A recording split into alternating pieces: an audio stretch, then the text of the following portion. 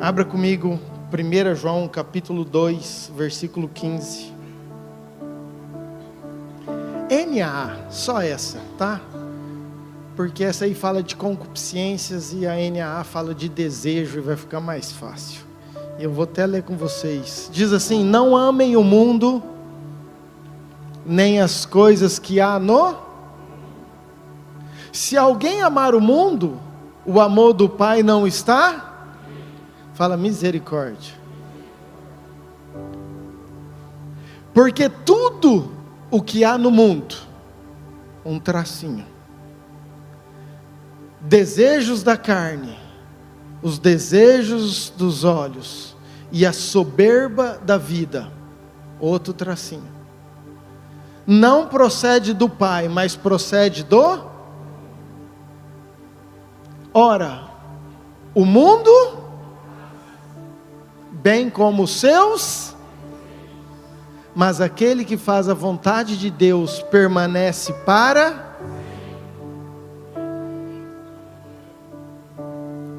Queridos, eu não sei qual é o teu desejo, mas o meu, e como pastor,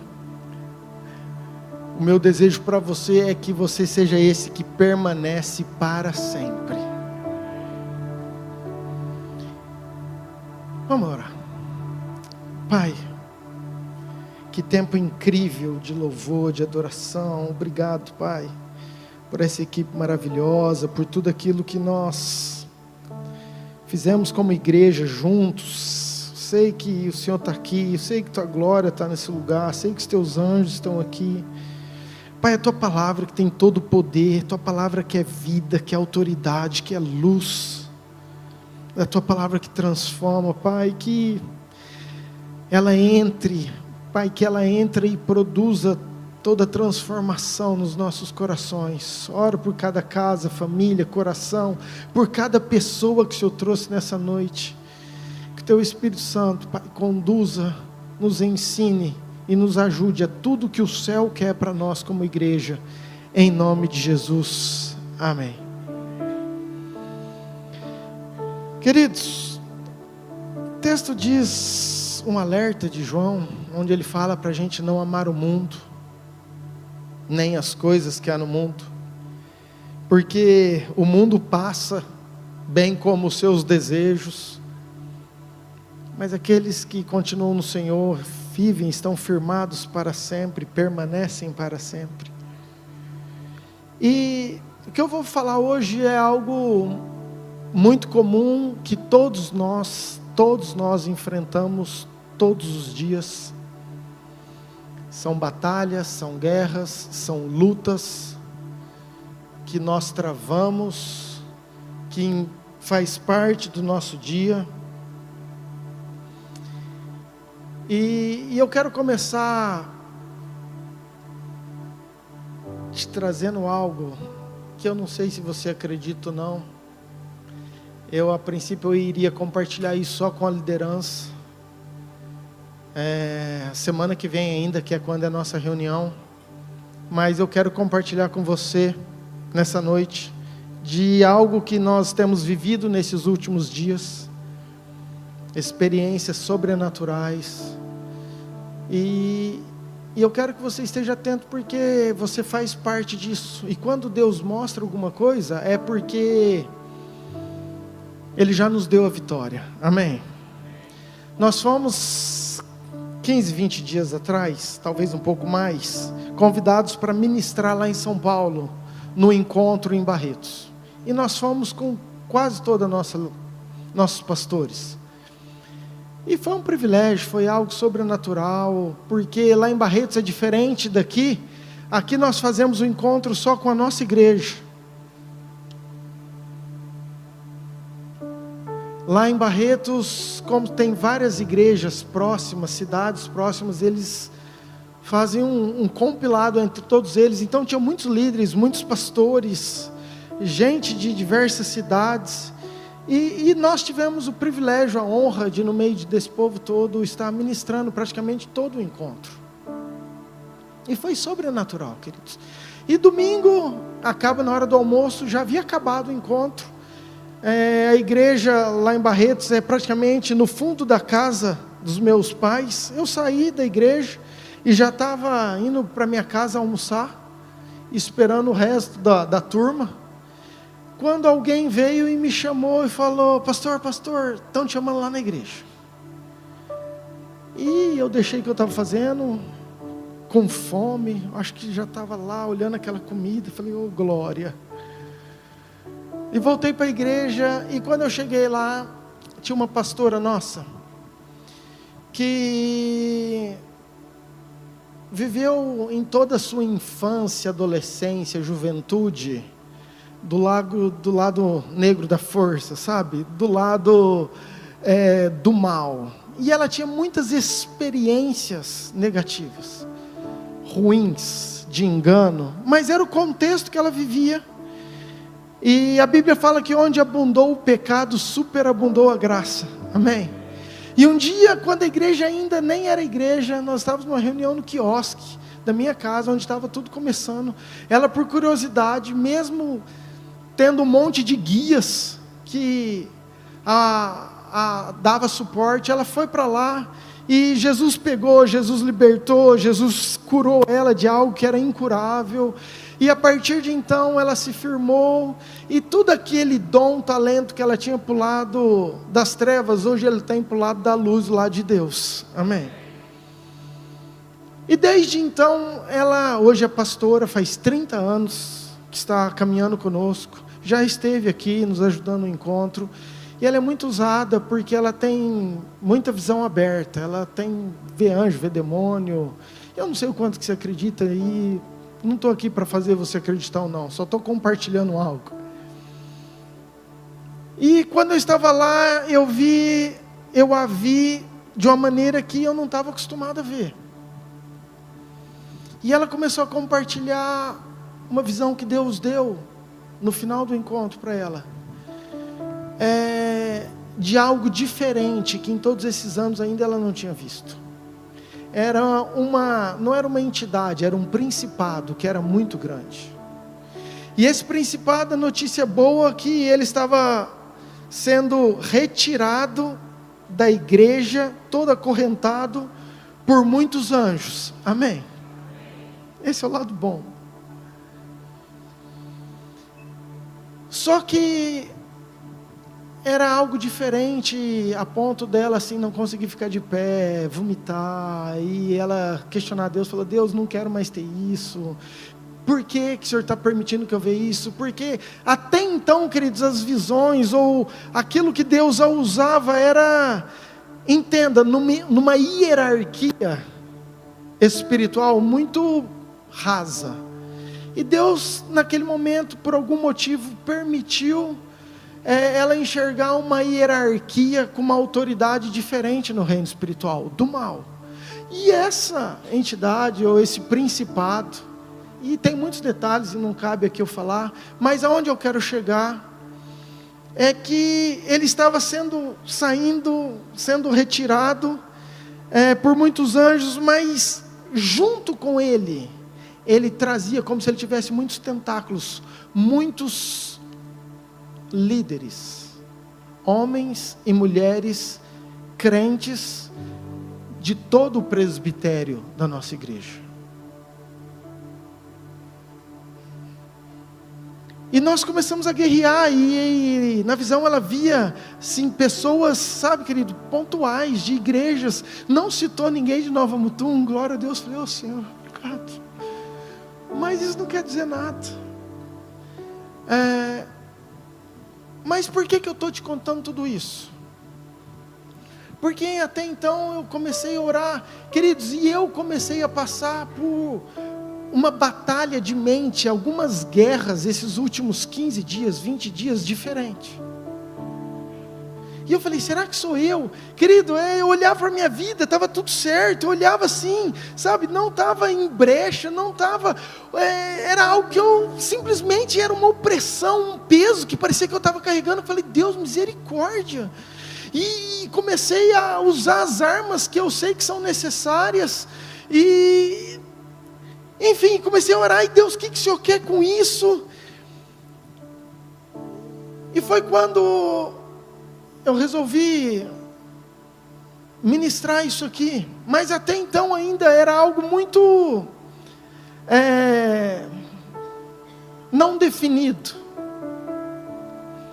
E essa última semana, queridos, eu acho que eu atendi todo dia. Fiquei na igreja praticamente a semana inteira, de pessoas com guerras, com batalhas espirituais, de emoção, de coração, de opressão, de mente.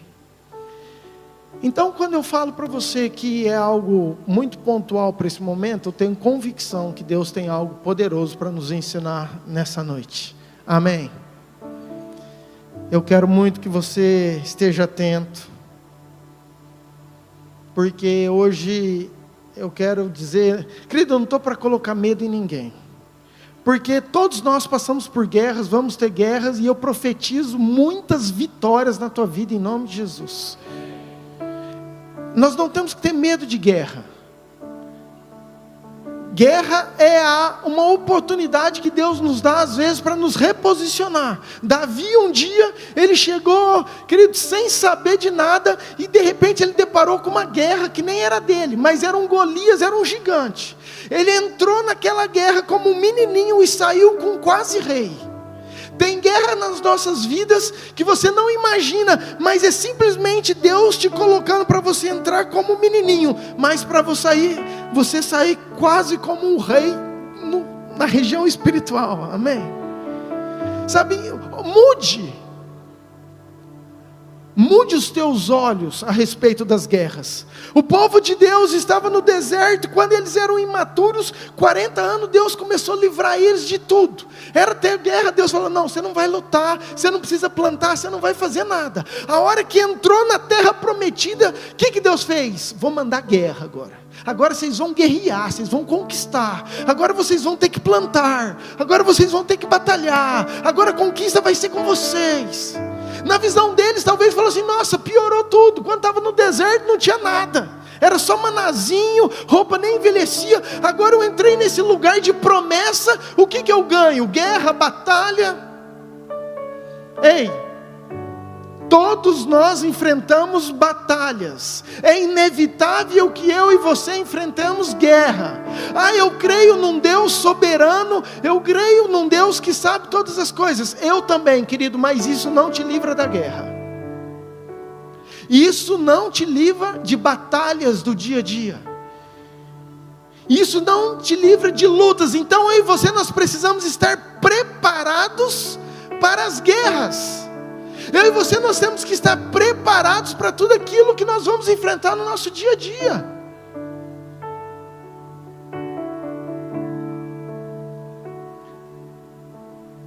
O ano passado nós gostamos muito de mergulho, toda a minha família. E a gente tinha uma viagem importante para fazer aquilo que a gente gosta. O Lucas, mais do que eu e o Léo, no começo do ano, o Lucas começou a se preparar.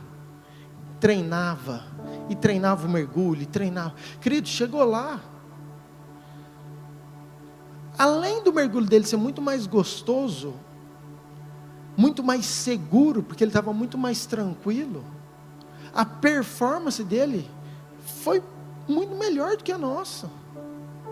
Vamos dar para você entender. Imagina um lutador de MMA, ele tem uma guerra para defender o cinturão, julho do ano que vem. O que ele faz? Querido, ele vai treinar. Ele sabe que ele tem uma guerra em julho do ano que vem. Ele vai para a academia, ele vai se alimentar direito, ele vai fazer exercícios específicos, ele vai cuidar, ele vai fazer tudo o que ele pode para que no momento que ele chegar, ele esteja preparado. Imagina se esse cara não faz nada, e aí a hora que chega o dia da luta, no dia anterior ele vai, fala, nossa, a luta é amanhã, deixa eu ir para a academia hoje. Querido, parece bobo, mas vamos para nós, vamos para o espiritual. Nós temos, querido, Efésios 6, a nossa luta não é contra carne ou sangue, mas é contra principados e potestades. Todos nós enfrentamos guerra, nossa carne milita contra o nosso espírito, só vai acabar o dia que Jesus vir. Sabe o que a gente faz? A gente espera a véspera da guerra, ou chegar na guerra, para a gente falar, nossa, agora vamos preparar, acho que agora eu vou mais na igreja, agora eu vou orar um pouco mais. Por quê? Nós estamos numa guerra, pastor.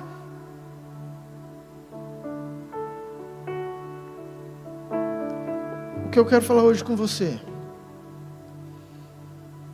é dizer que nós temos um resto de 2025, mas nós temos um 2026, nós temos um 2027, e que as guerras que virão, você vai estar preparado para grandes vitórias.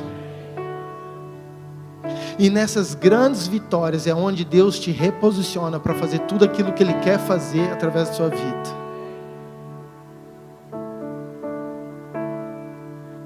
Eu não sei quantos se identificam comigo sobre toda essa guerra, essas batalhas, sabe? Mas eu comecei a orar, falei, Deus, o que o Senhor quer? Me ajuda. E depois eu entendi que é por isso que nós estamos aqui. 2 Coríntios, capítulo 2, versículo 11, diz assim, para que Satanás não alcance vantagem sobre nós, porque nós não lhe ignoramos os seus desígnios. É inteligente você estar preparado para você entrar numa guerra. O texto, a Bíblia é bem clara.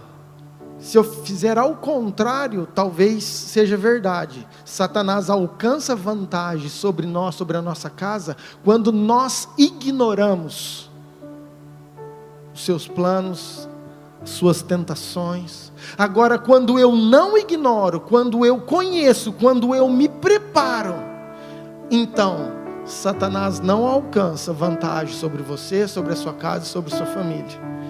Amém? E eu quero falar hoje, talvez, do seu pior inimigo. Nós temos muitos inimigos, mas eu quero falar, talvez, sobre o teu pior inimigo. Diga assim, eu mesmo. A gente estava no Voa e teve um momento de mesa, de debate lá, e perguntaram para o Bill Johnson. Bill Johnson é uma referência de um pastor americano com uma igreja talvez de 30 mil pessoas, e nas perguntas falou assim, pastor, qual que foi a tua maior dificuldade, ou qual que foi a tua maior luta para o senhor vencer no teu ministério? Ele falou, eu mesmo. E eu falei, uau. Nós temos muitas guerras, querido. Você tem guerra com o teu patrão, com a tua esposa, você tem guerra na política, você tem guerra de saúde, você tem muita coisa externa, mas hoje eu quero falar de uma guerra que é a pior de todas, que todos nós temos. É um vírus que desde a criação entrou no nosso coração com o pecado, e todos nós precisamos guerrear. Por isso que João fala, são os seus desejos da carne, seus desejos dos olhos e toda a soberba da vida. E isso não procede de Deus, mas procede do mundo. Isso é coisa do mundo.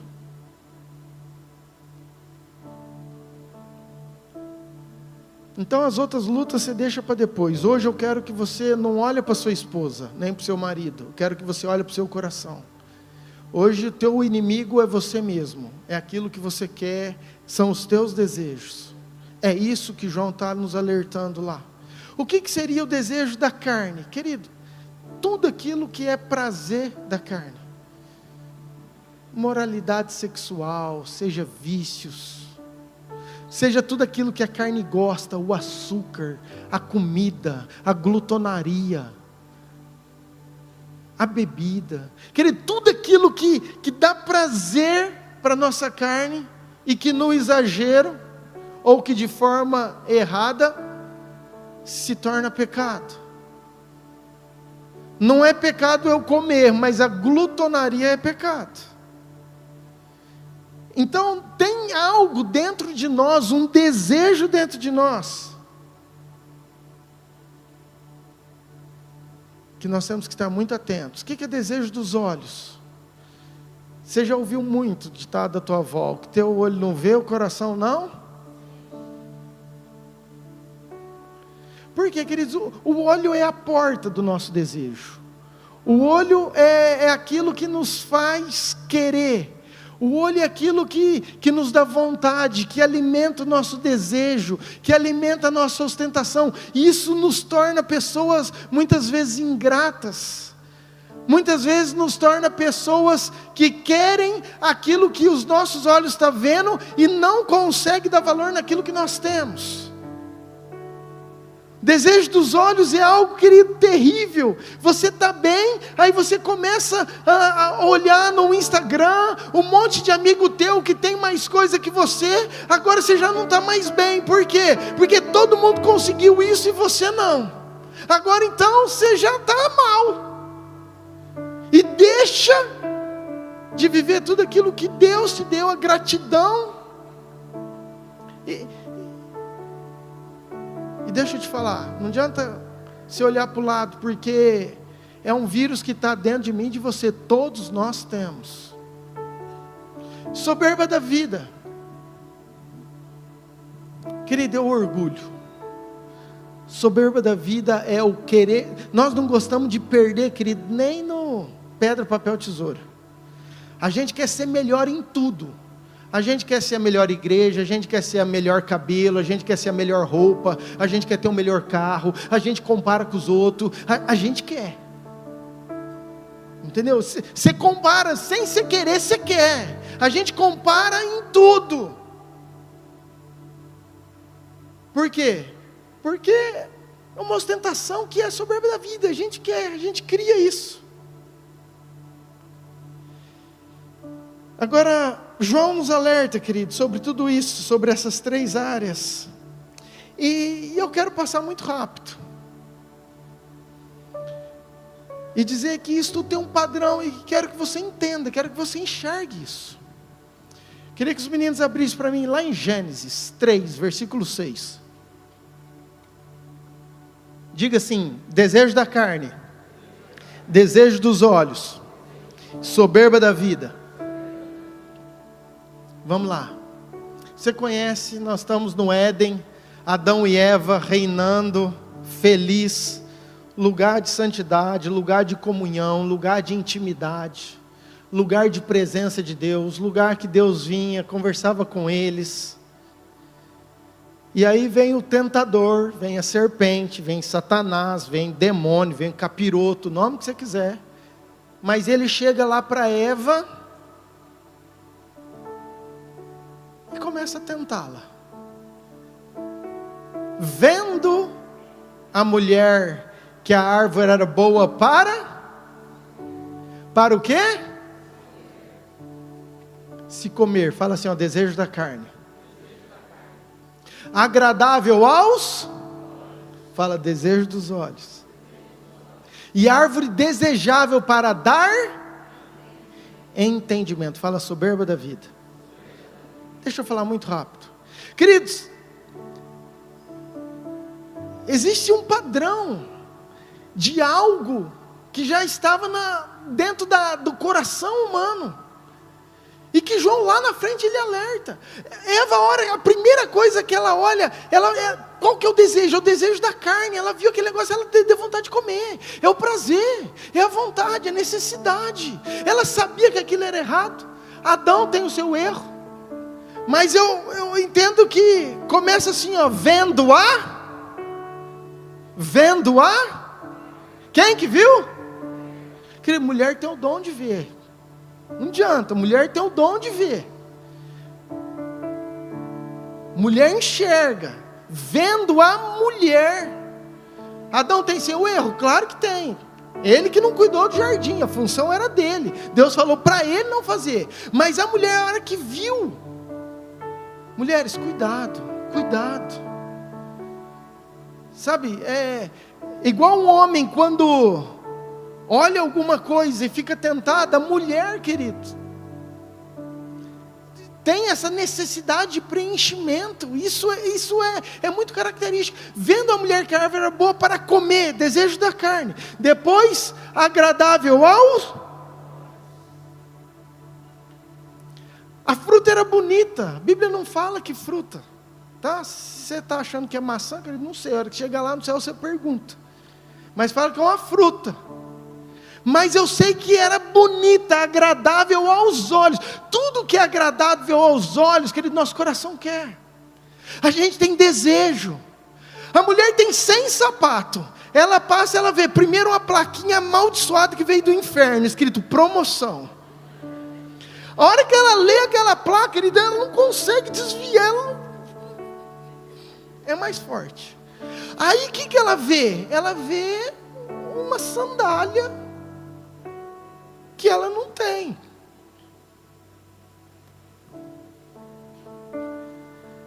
Queridos, todos nós, homem, compra sandália para sua esposa, com moderação, por favor, tá? Senão as mulheres vão bater em mim depois. Mas escute, querido, o que eu estou falando, para você entender, como que os nossos olhos às vezes cobiçam. Entenda algo. Pastor, quer dizer que eu não posso desejar, ter vontade? Não, você pode ter vontade. Ter vontade, ter desejo é diferente de cobiçar, de precisar daquilo, de querer aquilo, para te preencher, para te satisfazer, para fazer algo que você sabe que você não precisa, não tem necessidade.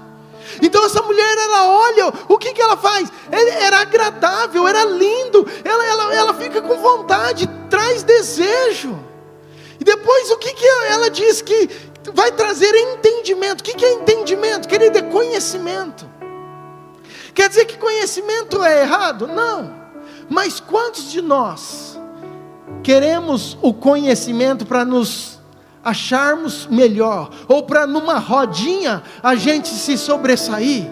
Quantos de nós, quando nós dominamos um assunto, tem um monte de gente conversando, nem é para você estar lá no meio, mas como você sabe, como você é bom, como você domina, você já chega e quer dar teu palpite. Por quê? Nossa, que conhecimento, como é inteligente.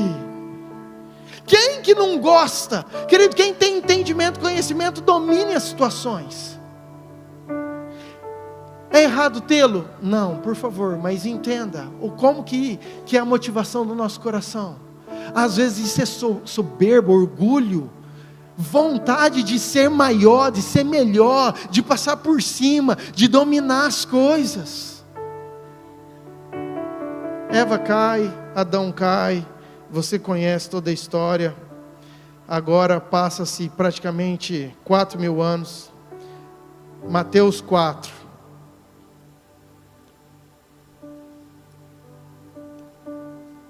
Jesus acaba de ser batizado, vai começar o seu ministério.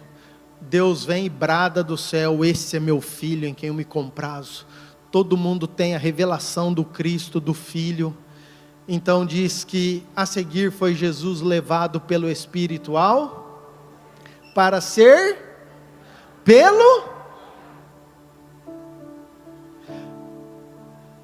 E depois de jejuar 40 dias e 40 noites, teve fome.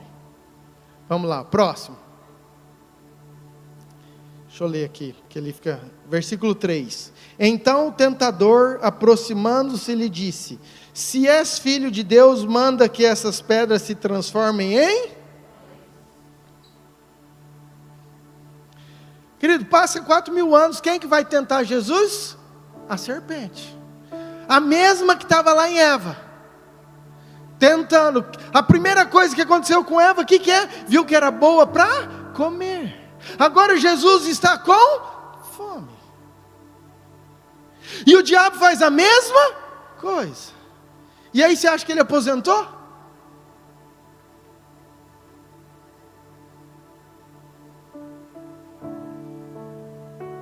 O diabo oferece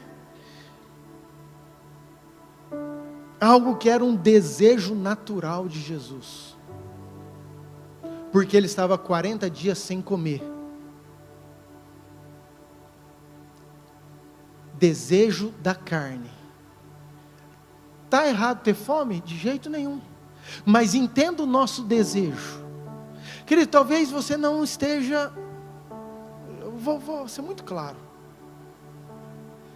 Talvez você não esteja com fome, mas talvez a tua intimidade com teu marido não esteja boa, com a tua esposa. O que o inimigo te oferece? Desejo da carne. Você está lá na academia treinando, teu marido não te dá um elogio, aí vem o personal bonitão e começa a te elogiar. Nossa, faz 40 dias que eu estou sem comer nada, com fome, de jejum. Talvez que teu problema seja bebida, você está lá lutando, entendeu? Talvez teu problema seja o dinheiro, você está precisando. Querido, quantas áreas nós temos o desejo da carne? E no momento de fragilidade, no momento que nós estamos vulneráveis, vem o tentador e coloca aquilo que você deseja de acordo com a tua vontade. Está aqui. Olha como é que, desejo da carne. Você conhece a história? Jesus não cai nisso. Versículo 4, não só de pão viverá o homem, mas de toda palavra que procede da boca de Deus. Versículo 8, pula para o 8. Levou ainda o diabo a um monte muito alto, e mostrou-lhe todos os reinos do mundo e a glória. Agora o diabo leva e fala assim: Jesus, dá uma olhada. Tudo isso que você está vendo, que os teus olhos estão enxergando, olha a grandeza, olha como que você vai ser, tudo isso eu vou te dar. Quantas vezes nós estamos também com desejo, com vontade, de repente o inimigo coloca uma coisa para você ver, e você olha e fala: uau, que agradável, que desejável, que coisa boa. Não, eu quero isso. Nossa, seria muito legal, seria muito bom, me ajudaria. E Jesus não cai. E por último, volta, eu inverti um pouco só para ficar mais didático. Versículo 5. Colocou então Jesus sobre o pináculo do templo e lhe disse: se és filho de Deus, atira aí embaixo, porque está escrito: a seus anjos ordenará a teu respeito que te guardem, e eles te susterão nas suas mãos, para não tropeçares em alguma pedra. Querido, presta atenção nisso. Na soberba da vida, quem de nós não se sentiria orgulhoso, grande, de ter uma experiência dessa? Espera aí que eu vou pular ali de cima, que vocês vão ver o que os anjos vão fazer. Pula, vem 2 querubins santos, com as asas abertas, segura um de cada lado da mão do pastor, aterriza com calma. Eu dou uma olhada para vocês.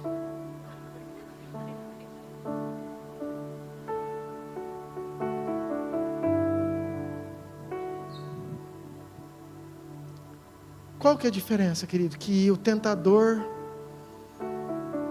não sabia, ou sabia, mas ele tentou mesmo assim, porque é burro, que era Jesus Cristo, o Senhor e Salvador, e que ele não cairia no mesmo erro de Eva e de Adão. Aí passa-se muitos anos, João escreve para mim e para você, 1 João 2, versículo 15, ei, não ame o mundo, nem as coisas que há no mundo, porque as coisas que há no mundo não vêm de Deus, não procede de Deus. O desejo da carne, o desejo dos olhos, a soberba da vida, isso não procede de Deus, isso procede do mundo, e todos nós temos isso, desde a criação. É a mesma tentação que o diabo faz.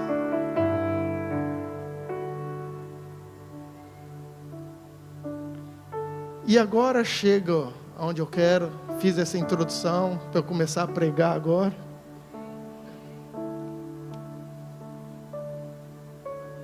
Estou brincando. Mas eu estou aqui não é só para te mostrar sobre essa batalha, sobre essa opressão. Porque, queridos, eu comecei falando sobre essa guerra que todos nós enfrentamos. Sobre nós mesmos. Sobre os nossos desejos. E, querido, se você não tem nenhum desses desejos, uau, você é quase um querubim alado. Eu acho que você, não sei nem se é digno de estar nessa igreja, com meio de tanto pecador. Porque é algo natural, é algo da vida, é algo que todos nós enfrentamos. São batalhas que nós temos que vencer. E eu quero agora te dar estratégias. Eu quero te ensinar, eu quero através da Bíblia te fazer você estar preparado para você vencer essa guerra. Todos nós precisamos, não adianta a gente só olhar, só enxergar, ver aquilo que está acontecendo, ou qual que é o problema, mas o que a Bíblia, o que Jesus nos fala para a gente vencer tudo isso, toda essa guerra, toda essa batalha. Mateus capítulo 4, Jesus ele é tentado. Se você ler o texto, você vai ver tudo isso que nós falamos. Mateus capítulo 5, Jesus fala as bem-aventuranças. Jesus começa a trazer regras novas, de uma nova aliança. Mas Mateus capítulo 6, Jesus dá as ferramentas para você vencer esse vírus que está dentro do seu coração. Amém? Eu quero que você preste atenção, porque é um antídoto. É a academia espiritual para fortalecer o teu músculo espiritual, para quando chegar a batalha, você está tão preparado que você não vai nem ver o gigante, você vai atropelar, e falar assim, nossa, era esse o gigante, meu Deus, em nome de Jesus, amém? Então vamos lá, Mateus capítulo 6, versículo 16 primeiro. Mateus 6,16. Fala o seguinte: quando não vos mostreis contristados como hipócritas, porque desfiguram o rosto com o fim de parecer aos homens que jejuam. Em verdade vos digo que eles já receberam a recompensa. Tu, porém, quando unge a cabeça e lava o rosto, com o fim de não parecer aos homens que jejuas, e sim ao teu Pai em secreto, e teu Pai que te vê em secreto, te recompensará. Queridos, primeira coisa eu quero falar sobre desejo da carne. O que Jesus aqui em Mateus capítulo 6, ele ensina? Todos nós temos o desejo da carne, todos nós temos a vontade da carne, todos nós, independente, querido, da sua fraqueza, ou vai ser a parte sexual, ou vai ser a parte de vício, ou vai ser a parte de açúcar, ou vai ser, querido, qualquer parte, são desejos que são pecados, que te atrapalham. Jesus ele está falando assim, ó, quando, eu gosto muito, já falei várias vezes, toda vez que eu falo de jejum eu falo isso, ele fala quando e não se você jejuar, porque isso era algo tão óbvio, era tão natural para os judeus, que Jesus nem coloca a posição, se você, o dia, quiser entender e quiser, lá na frente, não, Jesus já é direto, ele fala assim, ó, quando você fizer isso, que eu sei que você faz, mas quando você fizer, não faz querendo mostrar para as pessoas, querendo colocar aquele rostinho assim, para falar assim, ó Deus, como eu jejuo, Por um outro lado, querido, não é para você também falar assim, nossa, não posso falar para ninguém que eu estou jejuando, já falei isso, tem gente, já aconteceu isso comigo, de perguntar para a pessoa, você está jejuando, a pessoa olhar para mim, tipo assim, e agora que eu respondo, meu Deus do céu, porque eu não posso falar. Não é isso, querido, é para você guardar o teu coração, de que isso não seja algo para promoção sua, isso não é para promoção sua, isso é algo para você dizer para a tua carne, entenda, nós somos corpo, alma e espírito, eu vou mudar. Nós somos espírito, nós somos corpo e nós somos alma. Diga, eu sou espírito. Diga, eu sou um espírito. Só que esse espírito que você habita num corpo. E esse desejo da carne é desse corpo. Esse corpo, o dia que você morrer, eu nunca morri, graças a Deus, para te contar. Mas o dia que você morrer, você vai subir como espírito, e você vai olhar e falar assim: valeu o corpo, enquanto durou, partiu, corpo glorificado, agora eu e Jesus. E você vai ter outro corpo, mas você vai viver eternamente, porque você é um espírito. Entenda isso. Às vezes a gente não para raciocinar. Só que esse espírito, às vezes apanha, perde para o corpo. O desejo do corpo, da carne, se torna muito maior. Então toda vez que eu jejuo, o que eu estou falando? Corpo, ainda quem manda nessa bagaça aqui é o espírito. Quem manda aqui é o meu espírito. Por isso quando você jejua, o corpo fica, me dá, eu quero, meu Deus do céu, um café, açúcar, um docinho. Pelo amor de Deus. Seja intencional. Está ali na Bíblia, querido, porque é importante. Quantos de nós sabemos isso? Por que você não faz? Pastor, eu não consigo. Mentira. Vou repetir, talvez você não entendeu. Mentira. Consegue. Todo mundo consegue. Talvez você não vai fazer um gigantesco, mas se você começar a falar assim, ó, eu preciso me preparar, tem uma guerra, e eu não vou me preparar a hora que a guerra, que eu tiver um dia para lutar, porque é isso que acontece. Nossa, minha casa destruiu, meu marido foi embora, meu filho saiu, o que eu vou fazer? Agora eu vou fazer um jejum e orar. Querida, agora não é hora de você fazer um jejum, agora é hora de você estar forte. A hora de você fazer o jejum é agora, que talvez sua vida esteja boa, que você está firme, que você está preparado. Então você faz jejum, você ora, você busca, você vem na igreja, você ora, você jejua. A hora que está a batalha, você já está pronto.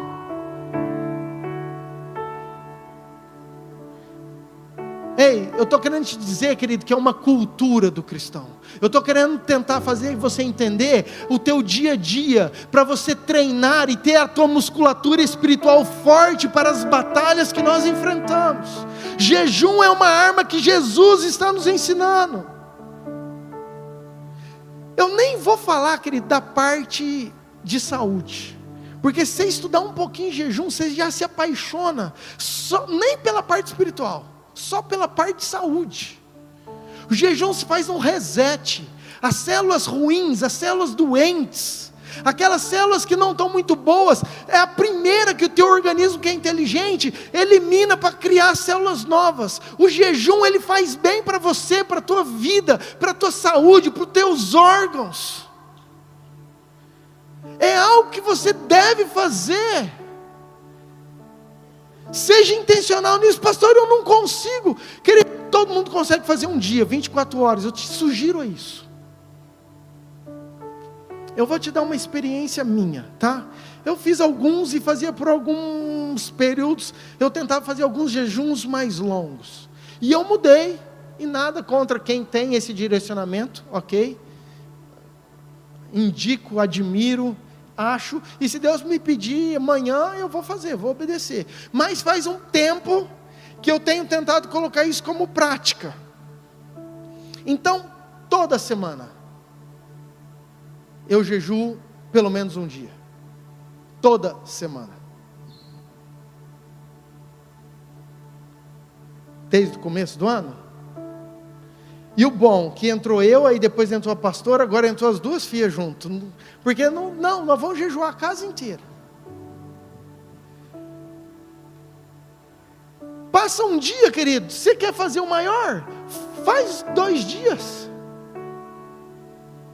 Mas faça, seja intencional. É igual falar para você, você tem que treinar, você tem que ir na academia, querido, você sabe que tem, mas é difícil a gente ir. É difícil quem gosta.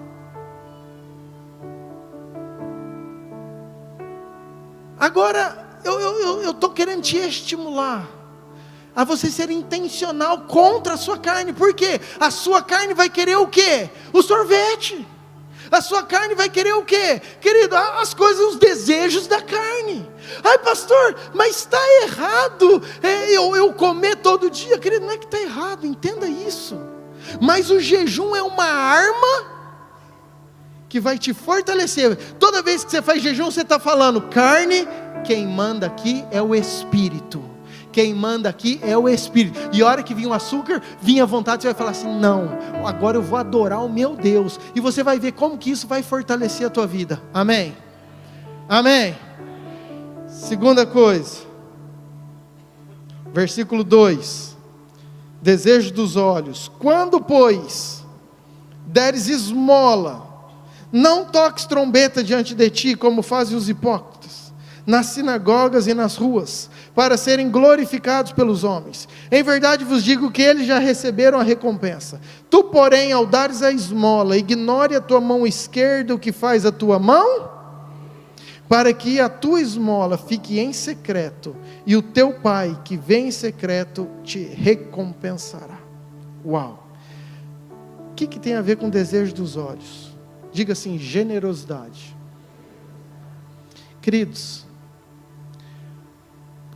isso tem que ser uma cultura na igreja de Deus, no coração das pessoas. Se você quer uma arma poderosa contra os teus desejos dos olhos, seja generoso, vai trabalhar, vai servir, vai ajudar, vai fazer alguma coisa em prol do outro. Quando a gente fica, querido, parado, a gente olha para aquelas coisas, olha para o Instagram, olha para as pessoas, para os amigos, o que eles têm, a gente começa, querido, a passar mal, porque a gente quer aquilo que ele tem, porque a gente começa a se sentir menor, a gente começa a se sentir menos abençoado, a gente começa a se sentir inferior. Parece que Deus ama mais ele, parece que ele é do mundo, nossa, ele nem segue, mas para ele dá tudo certo, para mim não dá, e a gente começa a entrar numa vitimização. Ei, a Bíblia fala aqui de esmola, de você ajudar o próximo, de você abençoar o próximo. Nossa, pastor, eu estou doente, minha vida, nossa, eu não paro. Hoje não. Ontem, pastora Lu e mais alguém foram servir aqui no de Itália, que teve Outubro Rosa aí, uma programação das mulheres com câncer. Você está reclamando, querido? Vai lá ver quantas mulheres estavam sem cabelo fazendo o tratamento. Às vezes está reclamando, querido? Vai lá no orfanato e vê as crianças que estão lá, sem pai, sem mãe. Você está reclamando, querido? Vai no conselho tutelar, olha as famílias. Vai lá no Maranhão, servir aquele povo. Querido, eu fiz questão de levar a Laura. Daqui uns dias eu quero levar a Helena. Ela ainda é nova. A Laura, quando tinha 14 anos, no aniversário dela, eu estava com ela no Maranhão. Para que os olhos dela vissem uma realidade que ela não está acostumada. Porque a nossa realidade aqui, queridos, é assim, é tudo fácil. A gente mora numa cidade boa, tem ciclovia, o pai leva para cá, a mãe leva para cá, a comidinha é boa. E às vezes os nossos filhos reclamam ainda. Por quê? Porque o ciclano tem um carro e eu vou de bicicleta. Porque ele tem um tênis e eu vou de chinelo. Eu falei, não, vamos lá no Maranhão. 10 quilômetros a pé, no meio de uma trincheirinha, para ir para uma escola. Comida, querido, um frango tem que durar uma semana inteira, e quando tem, ajudar, querido, a fazer fogo no carvão, sopra, Laura, sopra. Lembra do gás, sopra lá. Ajuda. Sabe, toda vez que a gente vai servir, a gente olha para nós e fala assim: Deus, não deixa que os meus olhos me enganem a ser grato por tudo aquilo que o Senhor tem me dado, por tudo aquilo que eu tenho vivido, pela bênção que eu tenho, pela igreja que eu tenho, pela casa que eu tenho, pela escola, pelos filhos, pela família. Quantas vezes a gente abre mão, querido, da nossa casa, da nossa família, por coisas pequenas. Guerras nós vamos passar. Quanto vale a tua casa? Quanto vale a tua família? Sabe, às vezes nós queremos enxergar coisas e nós somos deturpados, porque o inimigo, o tentador, continua ainda querendo colocar isso aqui agradável e tirando a nossa realidade daquilo que Deus fez por nós. E é muito fácil a gente desviar os nossos olhos de tudo aquilo que o Senhor tem feito por nós. Amém, queridos? Seja uma pessoa generosa. Eu tenho tentado colocar isso como meta. Eu vou repetir. Eu tenho tentado colocar isso como meta. Isso não tem nada a ver com a minha condição, se eu posso ou se eu não posso. Isso tem a ver com uma cultura que está dentro do meu coração e que eu quero implantar cada dia mais. Agora eu imagino uma igreja com essa cultura. E quando eu falo isso, querido, eu estou falando assim, de um treino. Eu volto a falar, a musculação, querido, ela é um treino. Você vai um dia, treina, você vai outro dia, treina, você vai outro dia, treina. Para você ter um resultado depois, não sei quanto, não cheguei no resultado ainda. Mas é muito tempo para ter o resultado. É a mesma coisa. Entendeu? É uma cultura. É a gente se esforçar. É você dar um susto em alguém. Querido, pelo amor de Deus, nós precisamos romper esse espírito de miséria. A miséria da mente. Sabe, espírito de mamon. Você não pode ser escravo do teu dinheiro.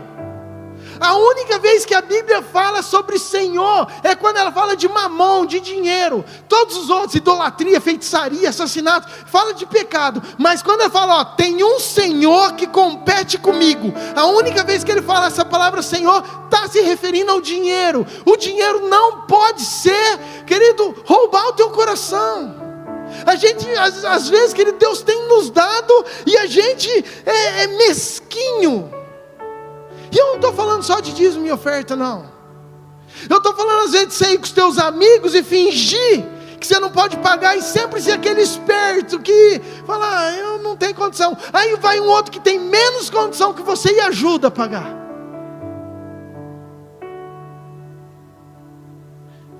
Eu entendi, viu, jovens? Pelo glória a Deus, atire aqui, ó. Abre o coração aí, atire. Você que sai do culto, vai comer o lanche, fala, não tenho, nunca tenho, os outros têm que ter para você. Sabe, querido, ei, tem momentos que nós vamos estar apertados, ok. Mas você consegue ir no mercado, comprar um bombom e falar assim, ó, esse aqui é para você, moça do caixa, comprei para você. Isso eu ouvi do Telmo. O exemplo do bombom, e eu falei, uau. Quanto custa um bombom? O que você está fazendo? Querido, sendo generoso. Quando eu falo de você ser intencional, é você falar assim, ó, essa semana não, todo dia, para quem que eu posso ser generoso hoje? Dá um susto num amigo teu, fala assim, ó, fiz um pix para você de R$50 hoje, por quê? Para te abençoar. Você vai morrer por causa de R$50? Agora imagina o teu amigo falar assim, não, já ninguém vai dar o pix alto aí, pelo amor de Deus. Queridos, eu estou falando de um treino que vai fazer bem para você. Um coração generoso te livra da altivez dos teus olhos, te livra do desejo dos olhos. Toda vez que você vai servir, toda vez que você ajuda, toda vez que você vem servir no encontro, no semear, querido, você está ali para ajudar as pessoas, não para a tua mão direita ver o que a esquerda está fazendo, não é para isso. Você não está servindo para ser promovido, para ser aplaudido, para ser reconhecido, para ganhar um lugar, para ganhar um título, não é para isso, é para você mesmo entender que esse é o teu papel, que foi para isso que Deus te chamou, e toda vez que você faz isso, você está protegendo o teu coração, dos teus olhos serem enganosos contra você.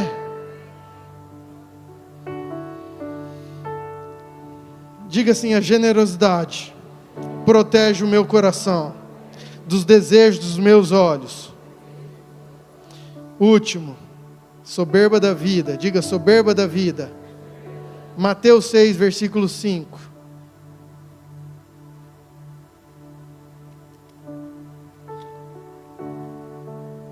E quando orardes, não precisa te falar da oração. E aqui o texto você conhece, fala que não é para você orar para impressionar pessoas. Não adianta eu pegar aí e dar um microfone aqui. Queridos, às vezes eu pego, imagina eu pegar o microfone e chamar a presbítera Simônia para orar. Aí depois a presbítera Simônia acabou de orar, eu chamo a pastora Cris para orar. A hora que acabou, querido, eu pego o microfone até murcho. Porque eu falo: meu Deus do céu, eu vou orar o quê depois do que essas orações dessas meninas? É poderosa a oração. Bruta. Você pega o microfone até murcho. Você fala: pai, então, né? Ouve elas. Ei, é muito fácil, às vezes, a gente impressionar. Eu posso pregar, ministrar, fazer uma oração, declarar um monte de versículo, e ali fora você fala: pastor, que oração, declaração da palavra, meu Deus, como foi poderoso. E eu posso sair daqui, querido, pegar meu celular e começar a ver porcaria. Ou seja, eu posso impressionar você, mas eu não consigo impressionar Deus. Quando Deus fala para eu entrar no meu quarto, é que no meu quarto, a hora que eu entrar, eu não vou começar a chegar assim: ó Senhor grande, altíssimo. Deus fala logo que eu te conheço. Aqui você não precisa, eu sei. Quando você entra no teu quarto, você já entra assim: Deus, misericórdia, Senhor, me ajuda, Pai, pelo amor de Deus. No quarto é um lugar que você não tem máscara. No quarto é um lugar que você não vai esconder quem você é. No quarto é um lugar que você vai estar rasgado, aberto, nu diante de Deus. É um lugar que você vai estar assim, você e Deus. Então a oração que Deus está falando é: nesse lugar. Significa que eu não posso fazer uma oração poderosa? Claro que não, querido. Mas que isso não seja para impressionar pessoas, que isso não seja para promover você, que isso não seja, querido, para você se sentir melhor ou maior. Quando Jesus fala para você entrar no teu quarto, é um lugar que protege você da soberba da vida. A oração é algo necessário, é algo que tira o teu orgulho, que vai fortalecer o teu coração. Querido, pensa algo perigoso, chama-se elogio. Provérbios fala sobre isso, eu nem quero entrar, mas o elogio todo mundo gosta, mas pensa algo que faz a gente caminhar numa linha tênue. Cuidado, para sua motivação não ser errada, e você cair em tudo aquilo que é soberba da vida.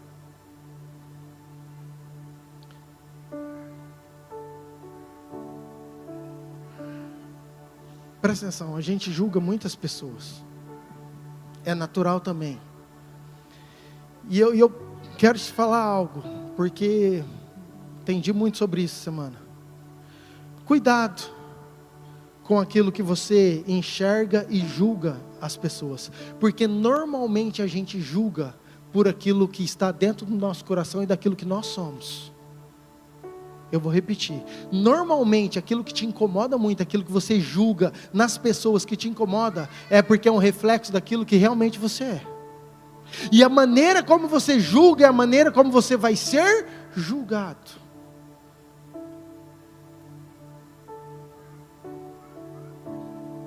O que eu falei nessa noite? De 3 princípios que você está cansado de saber: jejum, oração e ser generoso. É tão simples, mas é um treino tão poderoso, que se você fizer, praticar, no dia a dia, quando você está bem, a hora que chegar as lutas, a hora que chegar as batalhas, você vai estar com o espírito fortalecido, e você vai ser mais do que vencedor em nome de Jesus. Amém?